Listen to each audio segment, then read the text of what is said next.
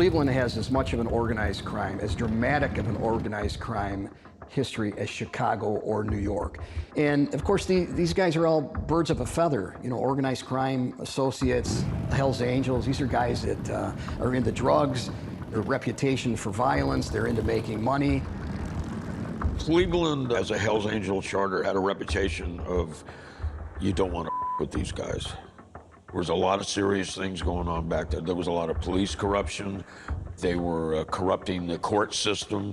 There was a lot of gambling, numbers rackets. It was a very, very dangerous time. The Hells Angels were definitely in the middle of it. So in Cleveland, murder was really becoming second nature to the Hells Angels. But their objective is not to bring heat back on the club. So they began to hire contract killers. That, in some cases, was more attractive of an idea to use an outsider and pay them than to use their own crew members. So they would contract with outsiders.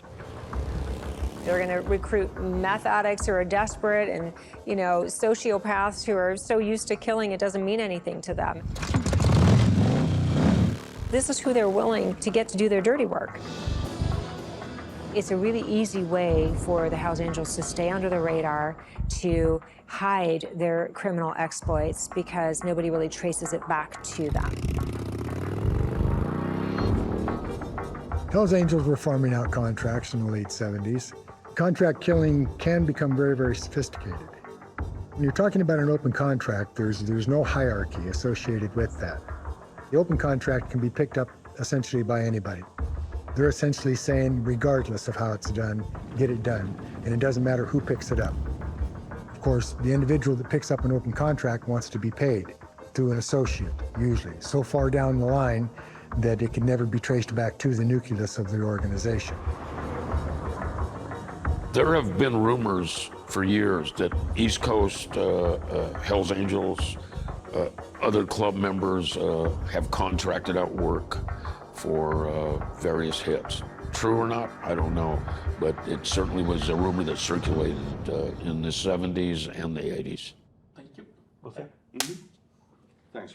My name is Tom Doyle, and I was a detective in the greater Cleveland area for 39 years.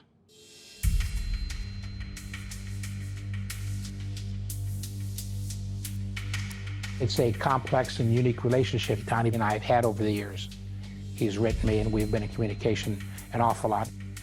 And he told me about how he buried his first bodies with his father when he was 10 or 11 years old. And he was told that if you tell anybody, I will kill you and bury you too.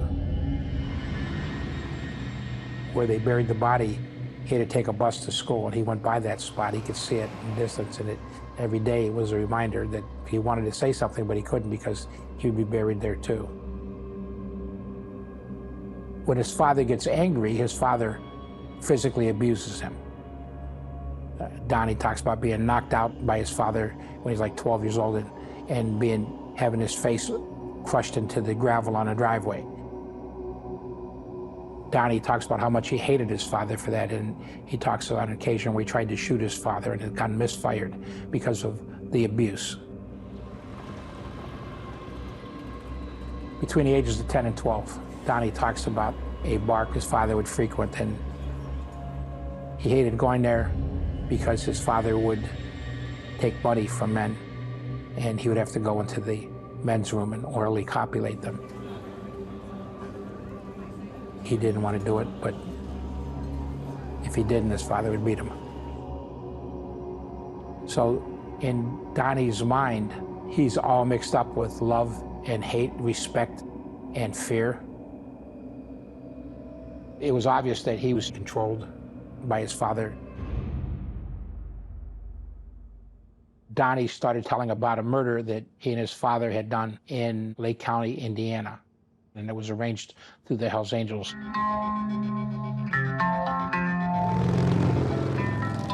Ted was a close associate of the Hells Angels. He would be on their runs. He would be at the clubhouse. He described himself to his then girlfriend that he was a brother of the Hells Angels.